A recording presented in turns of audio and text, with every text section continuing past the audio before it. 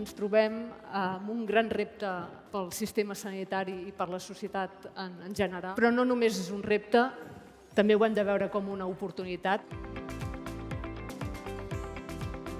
Un envelliment sostenible no el tenim si no tenim un envelliment saludable. Des del sistema sanitari només donem una part de la resposta, però hi ha una altra part de la resposta. Aspectes com l'urbanisme, que diem, el tema dels serveis socials. Per tant, com a societat, el que ens hem de plantejar és si la resposta que donem és sostenible i no si l'envelliment és o no sostenible.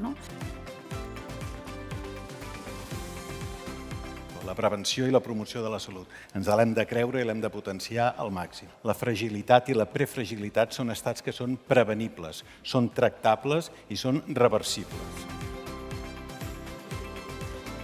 Els professionals de la salut canvien les seves pràctiques quan tenen informació validada i, per tant, necessitem investigar sobre el envelliment, perquè això ens ajudarà a canviar.